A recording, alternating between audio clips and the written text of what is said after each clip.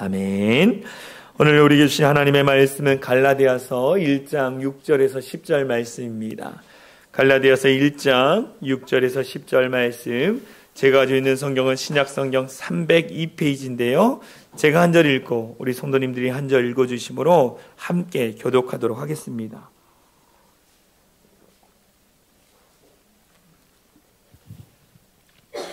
갈라디아서 1장 6절부터 제가 읽겠습니다. 그리스도의 은혜로 너희를 부르신 이를 이같이 속히 떠나 다른 복음을 따르는 것을 내가 이상하게 여기노라. 다른 복음은 없나니 다만 어떤 사람들이 너희를 교란하여 그리스도의 복음을 변하게 하려 함이라. 그러나 우리나 혹은 하늘로부터 온 천사라도 우리가 너희에게 전한 복음 외에 다른 복음을 전하면 저주를 받을지어다. 우리가 전에 말하였거니와 내가 지금 다시 말하노니 만일 누구든지 너희가 받은 것 외에 다른 복음을 전하면 저주를 받을지어다. 우리 함께 읽겠습니다. 이제 내가 사람들에게 좋게 하랴, 하나님께 좋게 하랴, 사람들에게 기쁨을 구하랴. 내가 지금까지 사람들의 기쁨을 구하였다면 그리스도의 종이 아니니라. 아멘. 할렐루야. 성가대의 찬양이 있겠습니다.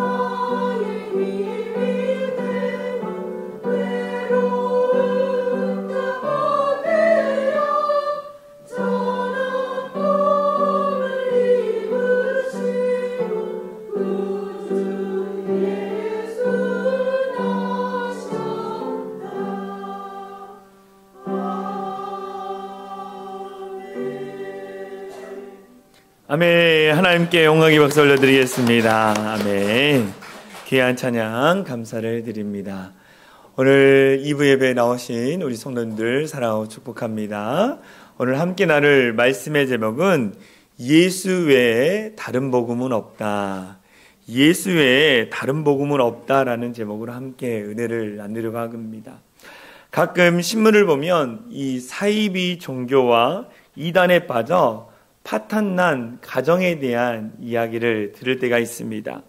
이 노컷 뉴스라는 인터넷 신문에 보니까 이단 신천지에 빠져서 가정이 파탄나는 것에 대해서 여러 가지 연재를 한 내용들을 제가 한번 본 적이 있습니다. 이 내용을 제가 가져왔는데요.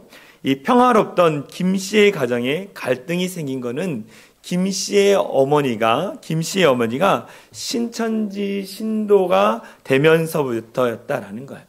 어머니의 문제로 말미암아 부부간에 잦은 다툼이 있었습니다. 그런데 더 큰 다툼은 뭐였냐면 이 시어머니가 며느리를 신천지 신도로 만들었다라는 거예요. 그래서 아들이 이 어머니와 끊임없이 다툼 가운데에 어머니를 살짝 밀었는데 어머니가 경찰서에 아들을 고소해 버렸다라는 거예요. 그래서 그 아들이 이 어머니 때문에 또 자기 아내 때문에 이 너무 스트레스를 받고 또 이 조사를 받으니까 얼마나 스트레스겠습니까? 그래서 자살했다라는 내용을 보게 되어졌습니다. 제가 그걸 보면서 이단에 빠지면 가정도 무너지고 일상의 삶도 다 무너진다라는 거예요. 그래서 우리는 이 이단을 참으로 조심해야 합니다. 국제종교문제연구소에서 이 국내 이단 사이비 단체가 몇 개가 있는지를 보니까 200여 개가 넘는다라는 거예요. 사이비 이단들이 200개가 넘는다라는 거예요. 거기에 속해 있는 신도의 숫자가 100만 명 이상이라고 나와 있습니다. 100만 명 이상. 여러분, 사이비 이단들은요, 그동안 계속 있어 왔습니다. 과거에도 있었고요, 현재에도 있고요, 그리고 앞으로 미래에도 끊임없이 있을 거라는 거예요.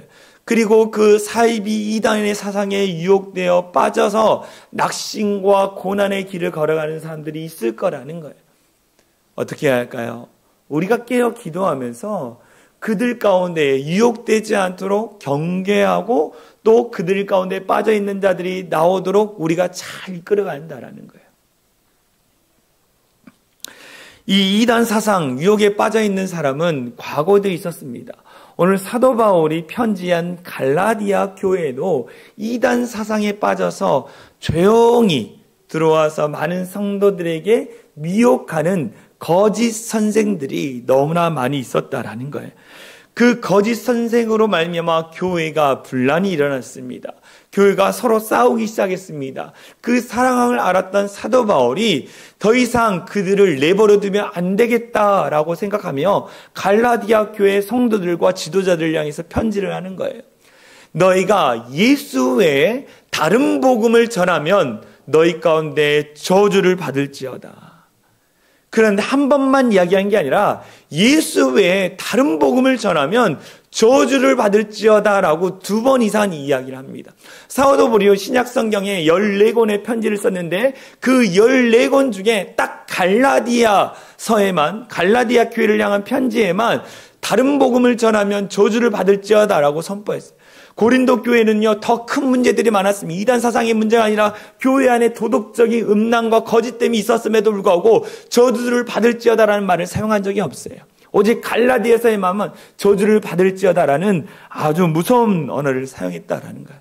겉으로 보기에는, 우리가 갈라디아서를 읽어보면 겉으로 보기에는 아무런 문제도 없을 것 같은 그 교회를 향해서 다른 복음을 전하면 저주를 받을지어다라는 강한 어조를 이야기한 이유가 있다라는 거예요. 그들이 갖고 있는 생각, 마음, 무뎌진 마음들을 다시 깨우기 위해서 사도 바울이 이 말씀을 전했다라는 거예요. 왜 갈라디아 교회를 향해서 이 저주를 받을지어다, 지도자를 저주를 받을지어다라고 왜 이런 말을 했을까? 첫 번째 보니까, 말씀을 연구해보니까 첫 번째, 그 갈라디아 교회 성도들이 복음을 너무 가볍게 여겼기 때문이에요. 그들이 복음을 너무나 가볍게 여겼기 때문입니다. 갈라디아서 1장 6절에 보면 이런 말씀이 있어요. 갈라디아서 1장 6절에 보면 그리스도의 은혜로 너희를 부르신 이를 이같이 속기 떠나 다른 복음을 따르는 것을 내가 이상하게 여기노라라는 거예요. 이 본문에 보면 중요한 단어가 이같이 속기라는 거예요. 너희가 복음을 받아들인 지 얼마 되지 않았는데 그렇게 빨리 이렇게 속히 복음을 저버릴 줄은 내가 몰랐다라고 하면서 사도 바울이 큰 충격에 빠지면서 그 말씀을 넣은 것입니다. 지금은요, 갈라디아 교회 성도들은요, 복음을 완전히 버린 게 아니에요. 완전히 버린 게 아니라 복음을 조금씩 포기해 버리고 있는 상황 가운데에 그들을 깨우기 위해서 이 편지를 쓴 것입니다. 오늘날도 마찬가지라는 거예요. 여러분, 오랜 시간 동안 신앙생활, 10년, 20년, 30년 신앙생활 했던 분이 어느 날 누구의 인도를 받아가지고 신천지의 복음방에 가서 공부를 해요. 여러분 10년, 20년, 30년 신앙생활에도 이 신천지 복음방에 2달 공부하잖아요. 그러면 복음을 완전히 잃어버려요. 복음을 완전히 잃어버립니다. 제가 아는 청년이 이 학교에서 자기에게 친하게 다가온 친구가 있었다는 거예요. 그래서 그 친구랑 이야기를 했는데 신앙적인 이야기를 하는 거예요. 예수님에 대해서, 복음에 대해서 이야기를 하는 거예요. 그래서 그 친구가 갑자기 이러는 거예요. 내가 참으로 은혜를 많이 받고 있는 성경 공부하는 곳이 있는데 너도 한번 가볼래? 라고 한 거예요. 그래서 연세대학교 앞에 거기에 서교동 쪽에 가서 그 친구가 갔는데요. 수백 명의 청년들이 거기 안에 모여 있는 거야. 수백 명의 청년들이. 그래가지고 거기서 열심히 앞에서 강의를 하는 사람이 이야기를 듣고 막 열심히 적는 거예요. 적고 쓰고 배우고. 쉬지도 않고 공부를 한다는 거예요. 자기도 처음에 들어봤대요. 너무 좋다. 내가 이전에 들어보지 못했던 말씀이네. 그러면서 듣다가 조금 이상하다는 생각이 든 거예요. 그래서 저한테 물어본 거예요. 목사님, 제가 친구한테 성경 공부가 좋다 해서 몇 번 갔는데 조금 이상하더라고요. 저한테 딱 얘기하니까 제가 그랬어요. 거기 신천지다. 너 거기 가면 안 돼. 친구한테 안 가겠다라고. 거기 빠지면 너 인생 망가지는 거야 라고 얘기했어요. 그랬더니 그 친구가 그 전도했던 그 성경 공부방으로 인도했던 그 친구에게 나 거기 안 가겠다라고 얘기했어요. 거기 신천지잖아 이야기했더니 그 친구가 맞다고 신천지라고. 그런데 우리만이 구원이 있고 우리만이 제대로 된 복음을 가르친다라고 하는 거예요. 그러면서 안 간다고 했는데 집 앞까지 쫓아온 거예요. 사람들 데리고 와서 같이 와서 계속 그 친구를 데려가려는 거예요. 그래서 그 친구가 경찰을 불렀잖아요.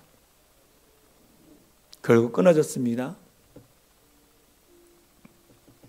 그만큼 무섭다라는 거예요.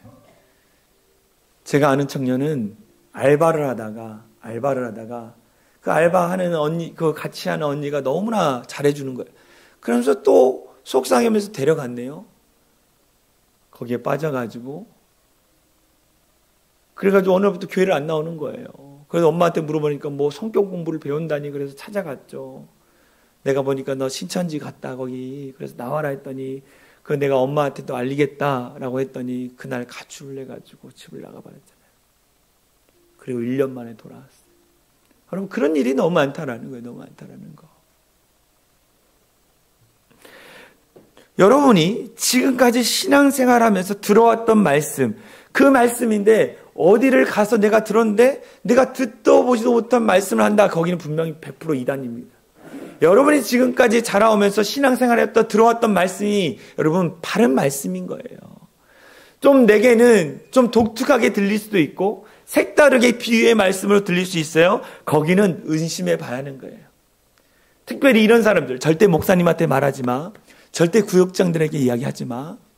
여러분 우리의 자녀가 누가 사기꾼이 와가지고 너 엄마한테 얘기하지 마. 아빠한테 얘기하지 마. 그러면 우리 아이들은 어떻게 100% 사기당하잖아요. 마찬가지라는 거예요. 목사님한테 얘기하지 마. 누구한테도 얘기하지 마. 거기는 100% 이단이에요. 의심해 봐야 한다는 거죠. 여러분 만약 속이면서 듣다 보면 세뇌당하고 교리 중독자가 돼서 다른 사람의 말을 듣지 않게 되는 거예요. 세뇌당하는 거예요. 세뇌당하는 거. 여러분 왜 갈라디아 교회 안에 이런 일이 일어났을까요? 왜 우리 주변에 이런 일이 일어났을까요? 많은 성도들이 이 복음이 얼마나 가치 있고 귀한지에 대해서 정확하게 듣지 않기 때문이에요. 가볍게 여기요. 나는 어렸을 때 교회 다녔기 때문에, 나는 누구의 전도를 받아서 나의 부모를 따라서 그냥 교회 왔기 때문에 그 복음이라는 것을 그냥 너무나 가볍게 들어왔기 때문에 이것이 얼마나 가치 있고 정말 소중하고 이 복음으로 말하면 흔들리지 않는 믿음이 내 안에 없다라는 거예요. 그래서 신천지 대부분이 교회의 신앙이 연약한 자들, 교회에 불만이 많은 자들이에요. 거기에는 목사도 있고요, 장로도 있고요, 안수집사님도 있고요, 권사님도 있고 집사님도 다 있어요, 여러분.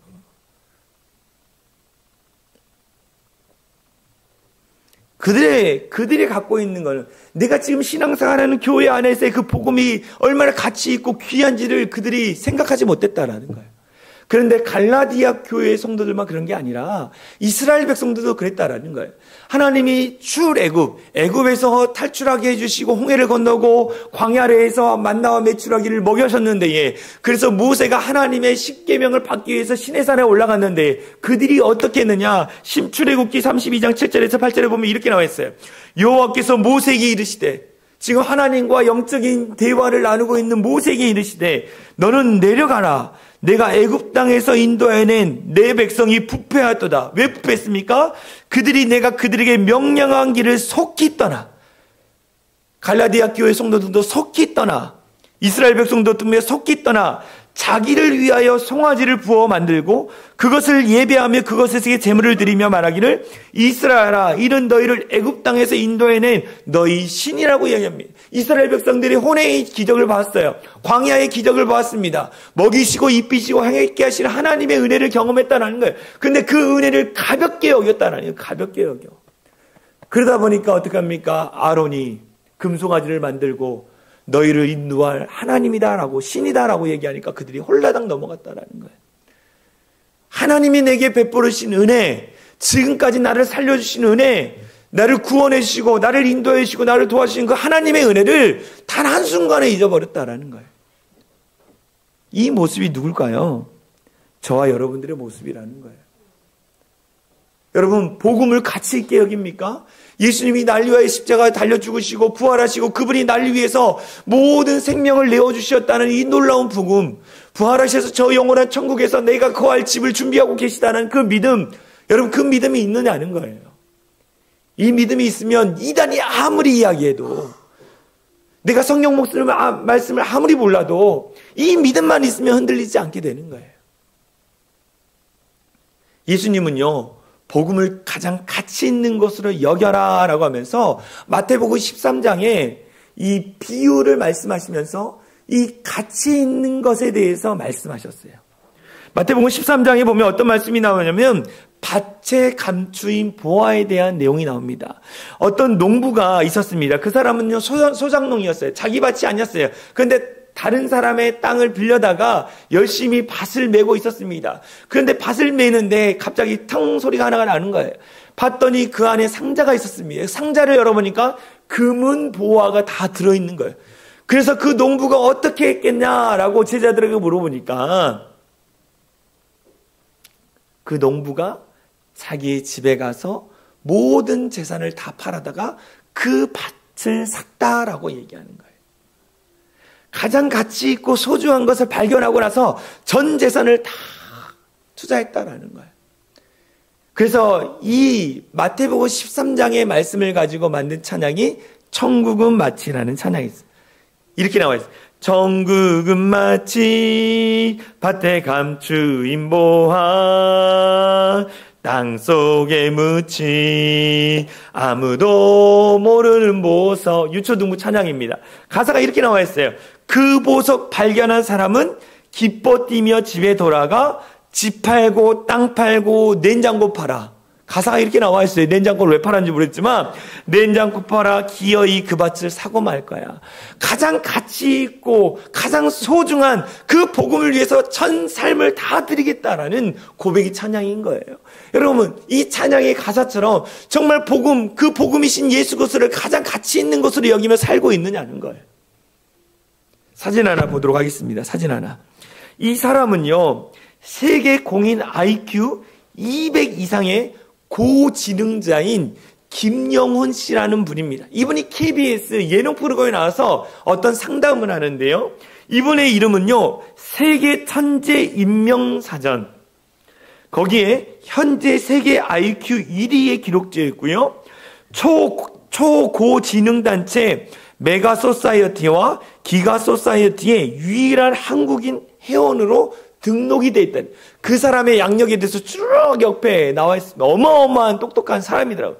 사람들이 이 사람한테 그랬대요. 너는 세계 1위 IQ를 가지고 있기 때문에 의사가 돼야 돼. 과학자가 돼야 돼. 그래서 인류를 위해서 너는 쓰임받아야 한다고 얘기하는 거예요.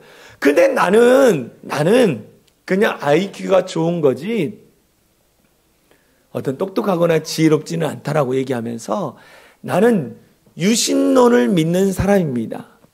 나는 하나님을 믿는 사람들입니다. 그래서 하나님이 내게 명령하신 복음을 전하려고 목회자의 길을 가고 있습니다. 라고 해요. 사람들이 이 사람한테 이야기한대요. 아니, 그 똑똑한 머리를 가지고 무슨 목회자를 하냐? 복음을 전하냐? 라고 얘기해요. 나는 이 복음을 전하는 것이 기쁨이고 가장 가치 있는 것으로 여깁니다. 라고 얘기한 거예요. 여러분, 이 사람 마음에 뭐가 있어요? 복음이 가장 가치 있는 것이라고 여겨지는 마음이 있는 거예요, 여러분. 복음이. 우리 또한도 우리의 마음에 복음이 가장 가치 있는 것으로 여기는 우리 성도들이 되어질 간절히 소망합니다. 예수님이 가장 귀하고 가장 소중하고 그분만이 완전하신 분인 것을 믿고 믿음으로 고백하며 살아가는 성도들이 됐으면 좋겠어요. 복음을 가장 가치 있는 것으로 여기는 사람은 주의를 거룩하게 지키는 거예요. 예배를 드릴 때 정성을 다해 예배를 드립니다. 하나님 앞에 최선을 다해 봉사하고 헌신하는 자들이에요. 그것이 복음을 가장 가치 있게 여기는 자들. 여러분, 복음을 가장 가치 있는 것으로 여기고 살고 있습니까? 갈라디아 교회 성도들은 그렇지 않다는 거예요. 또 갈라디아 교회 성도들이 어떤 일을 했느냐?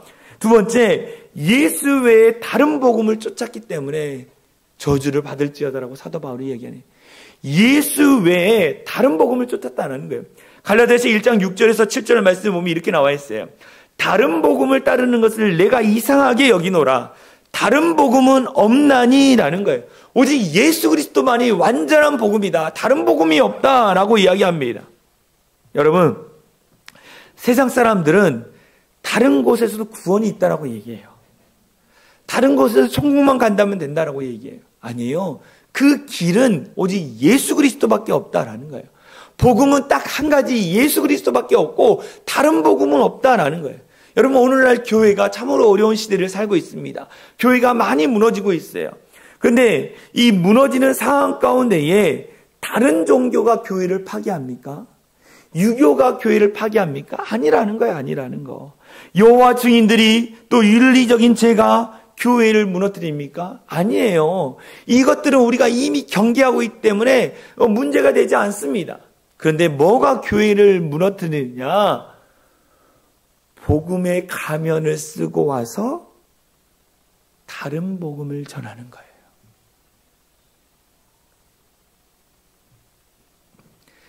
복음의 가면을 쓰고 와서 다른 복음을 전하는 것입니다. 그래서 성경에서는 사단을 이렇게 가르치는데 늑대의 모습으로 오는 것이 아니라 양의 탈을 쓰고 온다라고 성경에서 이야기합니다. 사단은 늑대의 모습으로 여러분을 잡아먹으러 오는 게 아니라 양의 탈을 쓰고 온다는 거예요. 그래서 사단을 광명의 천사라고 이야기하는 거예요. 다시 말하면 뭐냐? 사단이 복음의 모양을 가지고 와서 성도들에게 접근해요. 그러면서 다른 복음을 전하기 시작하는 거예요. 그 일들을 했던 것이 누구냐? 갈라디아 교회의 거짓 선생들이라는 자들이에요.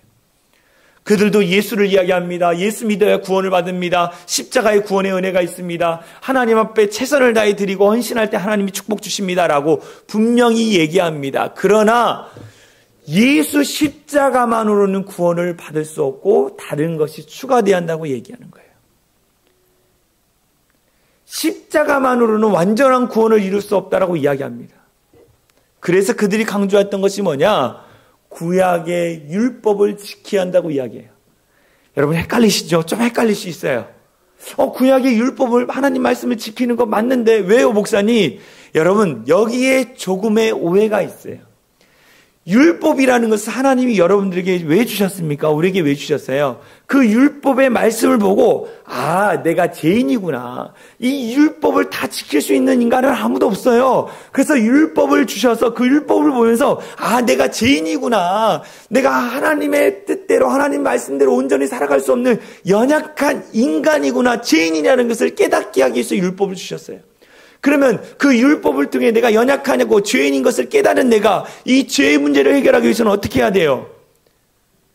예수님 앞에 내어놓고 기도하면 예수님이 모든 죄의 문제를 용서해 주잖아요. 그래서 율법의 완성을 하러 오신 분이 예수님, 율법의 완성자이신 것이 예수님이라고 말하는 이유가 이거예요. 왜요? 그 율법을 통해서 내가 죄인인 것을 알고 내 죄의 문제를 해결할 수 있는 분은 누구냐? 예수님이기 때문에 그 예수님을 믿으면 구약의 율법을 지키지 않을지라도 그 율법에 비추어서 내가 죄를 지을지라도 예수님을 믿으면 죄의 문제가 해결받기 때문에. 그런데 갈라디아 교회 거짓 선생들은 그 율법을 지켜야 한다. 그러면서 끊임없이 정죄하는 거야, 정죄하는 거. 이게 무서운 것입니다, 여러분.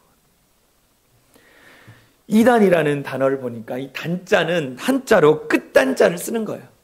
똑같이 복음을 증거하고 복음을 이야기하지만 예수 그리스도를 이야기하지만 끝에 결론이 다 다른 것이 이단인 것입니다.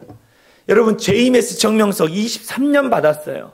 101세에 출소한다고 합니다. 그 전에 아마 죽을 것 같기도 하지만 이재록 목사 어떻습니까? 지금 감옥에 가 있습니다. 이만희 곧 이제 죽을 것입니다. 그래서 그 후계자들이 지금 그 자리를 노리려고 서로 싸우고 피 터지게 싸우고 있습니다. 그들이 이야기하는 거 처음에는 그들도 다 복음을 이야기했어요, 여러분. 예수를 이야기하고요. 십자가를 이야기하고 다 이야기했어요. 그런데 끝이 다르다라는 거. 그들이 이야기하는 거는 뭐냐면 3시대론을 이야기합니다. 3시대론. 구약시대, 신약시대, 계시시대라고 이야기합니다. 구약의 시대에 말씀을 이룬 분은 예수님이라는 거예요. 말씀을 완성하신 분은 예수님. 신약의 말씀을 이 비유를 풀고 해결할 자는 누구냐? 자기들이라는 거예요. 자기들, 교주들이라는 거예요. 그래서 이 신약의 예언의 말씀을 풀이할 것은 나다라고 하면서 신천지, 이만희, 이재록 다 자기들이라고 JMS 정명석 자기들이라고 이야기해요. 그러면서 이 계시의 시대를 살아간다. 그래서 내가 계시해 주는 것을 너희는 따라한다고 해서 그들을 추종하게 만드는 거예요. 여러분 이게 이단들의 전형적인 방법입니다. 그래서 성약시대, 계시시대, 섭리시대라고 막 정명석도 이야기하고 막 그러는 거예요. 여러분 절대로 여기 넘어가면 안 되는 거예요. 거기에 빠지면 가정이 파탄나요. 최근에 코로나가 터지고 나서 이 인기를 얻는 청년이 있습니다. 이 박혁이라는 청년인데요. 이 박혁이라는 청년은 전도사가 아닙니다. 전도자라는 이름으로 축사, 이 은사 집회를 하는 사람이 있습니다. 이 사람은 신학을 한 게 아니에요. 근데 이 사람을 추종하는 자들이 15만 명이 넘습니다. 놀라지도 않으시네요. 이 사람이 원래 정통교회를 다녀서 특별히 성령의 역사와 은사들에 대한 하시는 목사님 밑에서 열심히 배웠습니다. 근데 이 사람이 이거를 가지고 브라질과 또 못 사는 나라에 가서 연기학과를 졸업했거든요. 연기학과. 그것을 따라하기 시작한 거예요. 그러면서 그 있는 영상들을 유튜브에 올립니다. 그래서 사람들이 막 빠져나가는 거예요. 빠지는 거예요. 막 따르기 시작하고. 그 사람도 처음에 예수님을 이야기하고 합니다. 우리나라에서 집회를 한번 열었는데요. 2만 명의 사람들이 당진에서 모였다라는 거예요. 여러분, 많은 자들이 그를 따르고 있어요. 근데 그 안에는 예수가 없어요. 예수를 이야기하자면 결국 그 영상을 제가 봤는데 결국은 그 기적, 예수의 기적, 축사, 신유, 그걸 따라서 자기를 따르게 만드는, 추종자를 만드는 거예요. 여러분, 무서운 것입니다. 절대로 그런 영상도 보지 마시고, 그냥 지금 있는 교회 안에서 신앙생활 잘 하시면 되는 거예요.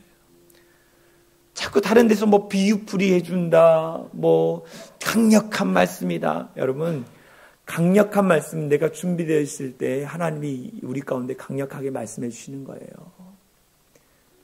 저도 영적인 은사 집회, 성령 집회 많이 다녀봤는데 결국 내 안에 믿음으로 말씀으로 바로 서 있으면 하나님이 계시와 환상과 이상을 다 보여주시는 거예요. 내가 믿음으로 바로 서 있지 않기 때문에 문제지. 이단들은 끊임없이 얘기합니다. 십자가의 구원은 불완전한다. 너가 기적을 봐야 한다. 치유, 신유를 봐야 한다. 축사를 봐야 한다. 여러분 이거 잘못된 복음이에요. 오직 예수 외에는 다른 복음이 없어요. 우리가 예수님 안에 붙들려 있으면 그러한 증거들이 나타나게 되어 있는 거예요, 여러분. 신유의 능력, 귀신이 내쫓는 축사의 능력. 우리가 예수님 앞에 붙들려 있으면 예수님의 능력으로 그런 모든 일들이 일어나는 거예요. 그런데 사람들이 자꾸 그런 환상, 신유, 그런 것만 쫓아다녀요. 예언, 통변해준다. 결국 문제가 일어납니다. 맹신도가 되는 거예요. 맹신도가. 우리가 늘 깨어 경계할 때입니다. 할렐루야. 주님 오실 날이 가까웠어요. 주님 오실 날이 가까운다고 분명히 성경에 기록하고 있어요. 뭡니까? 천재지변이 일어나고 전 나라와 나라가 전쟁이 일어나고 우리가 지금 주변에 보고 있잖아요. 주님 오실 날이 때와 시간을 알 수 없으나 그러한 증상들이 일어난다고 분명히 말씀하고 있다는 거예요. 그러면 어떻게 합니까? 두려워하는 게 아니에요. 그걸 준비하는 거죠. 내 믿음을 준비하는 거예요. 내가 정말 굳게 서 있는지, 앞으로도 적 그리스도 이단들과 여러분의 믿음을 깎아내리고 쓰러뜨리는 많은 사단 무리들이 우리 가운데 올 것입니다. 어떻게 합니까? 내가 믿음으로 서 있는 거예요. 믿음으로. 할렐루야. 예수 외에 다른 복음이 없다라는 분명한 확신을 내가 가지고 있는 거예요. 이런 이단자들은 어떻게 되느냐? 유다서에 나와 있어요. 유다서 1장 4절에 보였어요. 이것은 어떤 사람들이 몰래 여러분 가운데 끼러 들어왔기 때문에 몰래 왔다라는 거예요. 그들은 경건치 않으며 하나님의 은혜를 악용하여 방탕한 생활을 하고 우리의 유일한 주인이신 주 예수 그리스도를 모른다고 딱 잡아떼는 사람들입니다. 성경은 그들이 받을 심판을 이미 오래전에 예언하셨습니다. 결국 이단 사상을 갖고 다른 복음을 쫓는 자들은 결국 멸망하게 되어 있다고 분명히 말씀하고 있는 거예요. 혹여나 여러분 가운데 어디 좋은 성경 공부 장소가 있다, 아니면 어떤 신유 집회, 여러분 다 가지 마십시오. 여러분의 인생을 망치는 길이에요. 오직 예수만이 길이요 진리요 생명이에요. 말씀을 볼까요? 요한복음 14장 6절 우리 같이 읽겠습니다. 시작. 예수께서 이르시되 내가 곧 길이요 진리요 생명이니 나로 말미암지 않고는 아버지께로 올 자가 없느니라. 오직 누구만이? 예수만이 길이요 진리요 생명이라는 거 분명한 믿음 갖고 살아가는 성도들이 되어질 간절히 소망합니다. 여러분, 은혜는요, 내가 준비되어 있으면 은혜가 더해지는 거예요. 아무리 목사님 말을 버벅거리고 설교를 잘못해도 내가 은혜로 준비되어 있다면 다 은혜 받게 되어 있는 거예요. 그런데 은혜를 받지 못한 사람들은 사단마귀 이단들의 유혹에 넘어가서 잘못된 길로 간다라는 거예요. 그러한 일이 일어나지 않기를 간절히 소망합니다. 여러분, 우리가 늘 깨어서 오직 예수님만 붙들며 살아가는, 예수님이 그 가치에 그 귀하게 여기는 그런 성도들이 되어져 간절히 소망합니다. 우리 같이 찬양했으면 좋겠어요. 주 예수보다 더 귀한 것은 없네. 이 세상 부귀와 바꿀 수 없네. 명예와 바꿀 수 없네. 이 세상 행복과 바꿀 수 없네라는 이 귀한 찬양을 우리 하나님 앞에 올려드리도록 하겠습니다.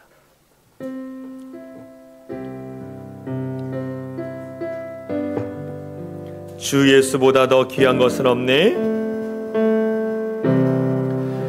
주 예수보다 더 귀한 것은 없네.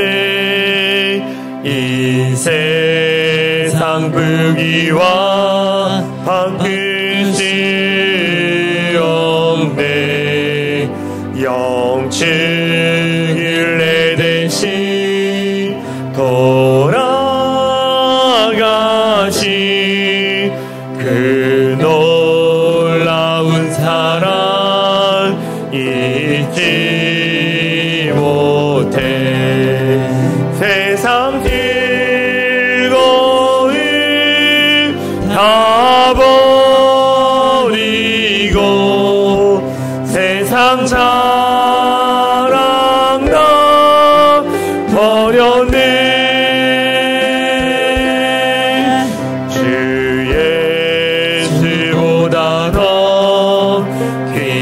것은 없네.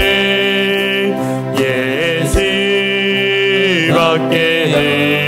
3절입니다. 주 예수보다 더 귀한 것은 없네. 주 예수보다 더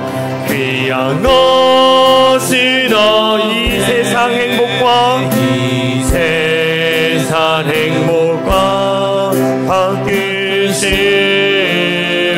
유혹과 핍박이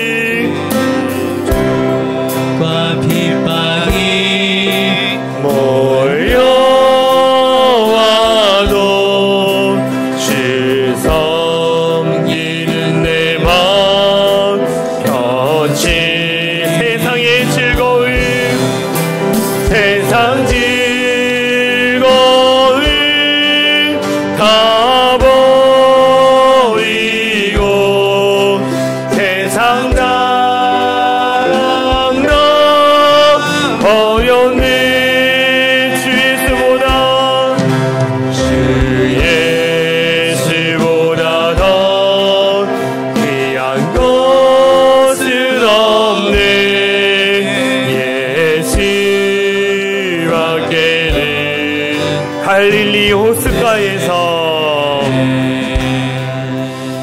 갈릴리 호숫가에서 주님은 시몬에게 물으셨네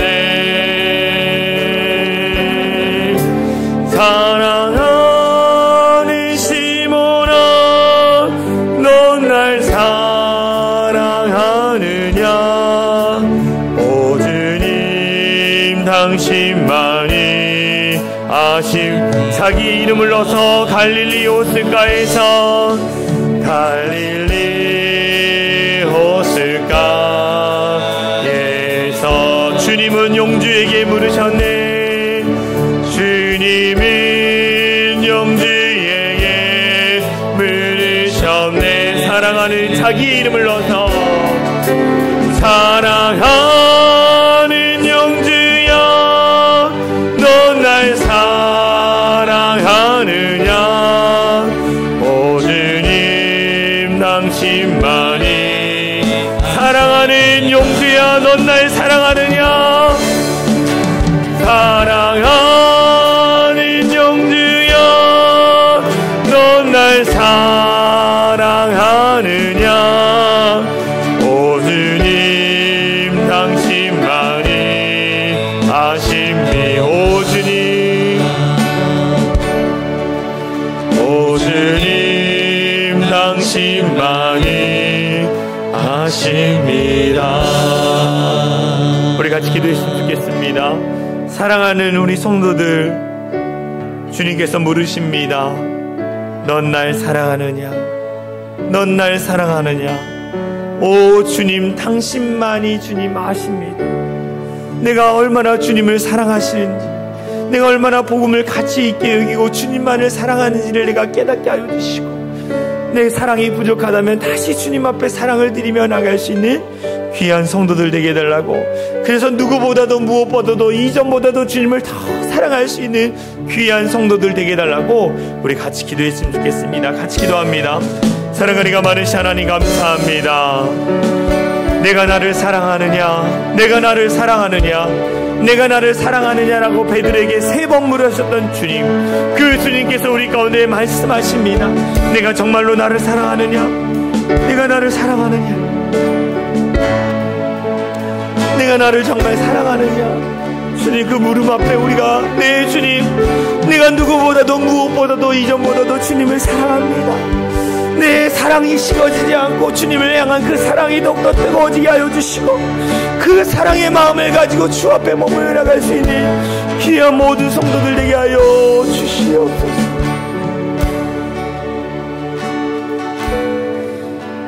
사랑하니가 많으신 하나님 감사합니다.